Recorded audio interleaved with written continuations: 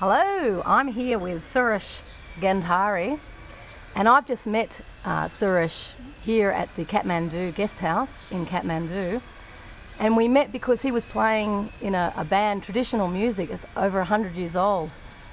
But we met also because both of us had realised a likeness, in the sense that both of us realised that the law of attraction works in life, where we attract to ourselves what it is we want. And what I saw in Suresh was a great positivity. So welcome, Suresh. Thank you. We're going to talk a little bit about your life and peace, given that you've linked music to peace. Yeah. So maybe we might just start off from the beginning, the family that you grew up in. Yeah. Can you tell us a little bit about that? Yes.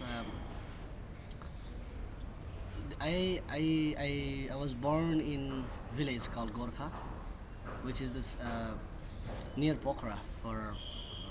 From here is about 140 kilometers Yes. far from here. And that's Western Nepal, isn't it? Yeah. Western Nepal. Yeah. When I was in my family, there is 5 children. Wow.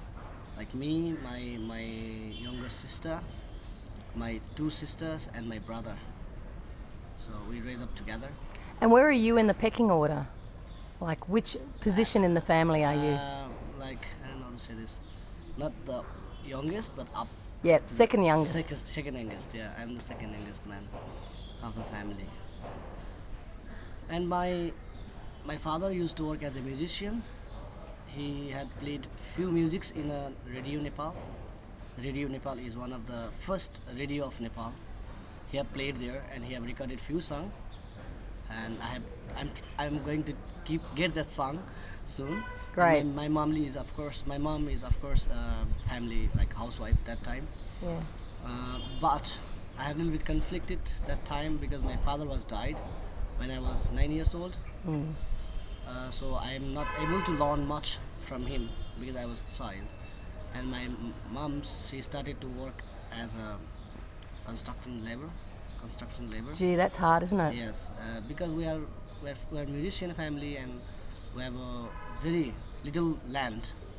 Like we can say it's like no land, just small houses we have, and there's nothing grows in our villages because we have no land. So my mother used to work as a construction laborer, and she believed that education is important. Yes. Even we are poor, and she sent my big brother in school. He used to go to school, but my 2 sisters, they didn't went to school. This is the very big problem, that they still have not aware about the girls' educations at that time. Yep. They think that women should not go to school, so they only send the man in the school, like me and my big brother. We went to school. Yeah. And the time goes, I raise up with my families in a very lovely environment. Even we're poor, have a happiness life. Yeah. And a really happy life with each other. That's wonderful. And how big was the village that you were living in? It is the Gorkha. Gorkha is itself is a big state. But my village is a central of Gorkha, which is called near Bus Park, where it's a metropolitan. It's a metropolitan of Gorkha. Now it's become a metropolitan, where about maybe 1 million people stayed there. And how did the death of your father affect your mother, in terms of her having to support the family? Was she able to earn enough to feed you all? You can put it like this. The time when my father was playing music and he singing, people are happy, and we have lots of relatives who comes to our house because it's a man world. Yeah. In the village that time is a man world. When there is no man, there is no support. So my mother, she work as a labor, which means she make enough for us to eat. Yes. And not much more over that. Not. No. That time she get every month about $1. Every day. $1 a day. $1 a day. Yeah. And we also support her, like small works in the house, and she don't need to care about us. We care ourselves, Yeah. so she can give our full time. And when my brother went 19 years old, he also started to help the mothers to earn money. Like he also worked as a painter. Yep. Because it's in the village that the time was little changes that people I started to build a stud house, stud walls. So they started to do paintings. So he worked as a painter, and also he went to study at the same time. So he also started to support, and my two sisters, who's older than me, they also becoming like 14, 15, Yeah, so they're getting a bit older. Yeah. and they also started to help to the moms, and I'm the naughty man of the family. You're the naughty man. Yeah, because I'm young son, so everybody loves me. Ah, You know? So That's terrible. I didn't work Yeah. because I always go to school, and they Yeah. helped me to go to school. Yeah, that's So- how it went. Given that you're the naughty one of the family, I guess that leads us to your tattoos. Do you want to tell people, firstly show your tattoo, the right one? I'll just zoom in on that, yes. And that's a rocket?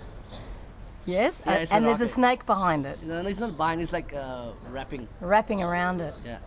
And can you explain what that means? Yeah.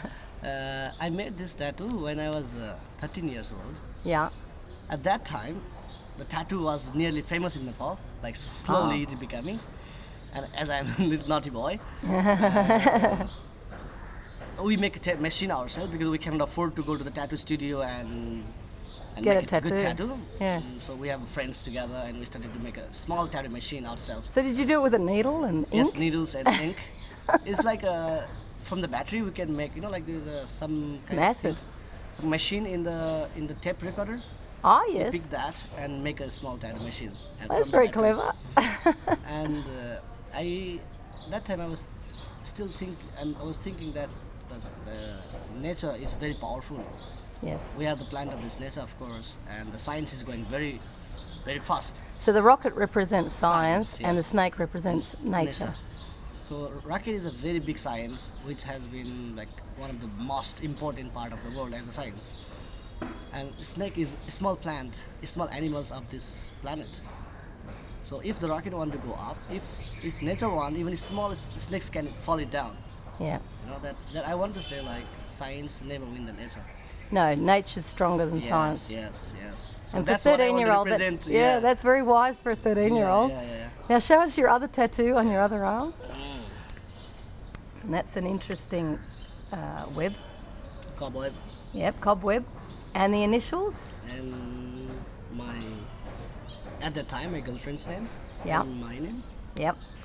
So my girlfriends, we raised up together Yeah. in my school in my same town.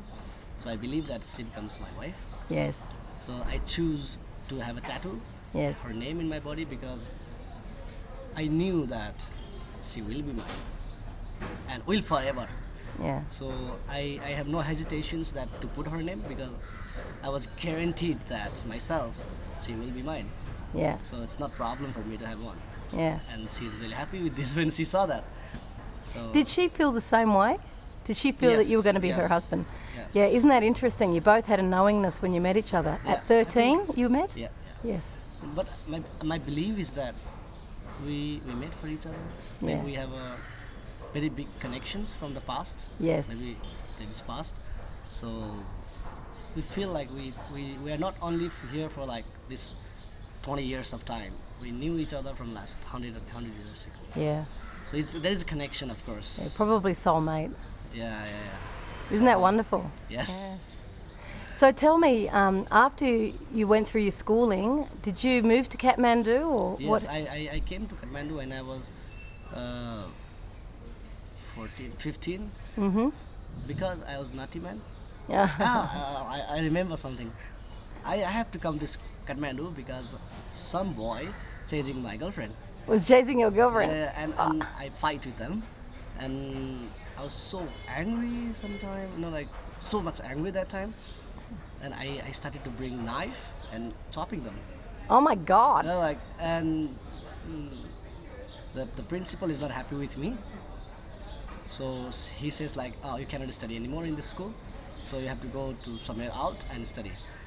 So my parents, even she's poor, she believed that education is important.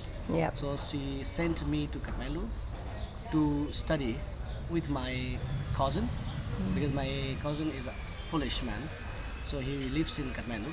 So he sent me in connections with my cousin, so I started to live with my cousin. So I studied here.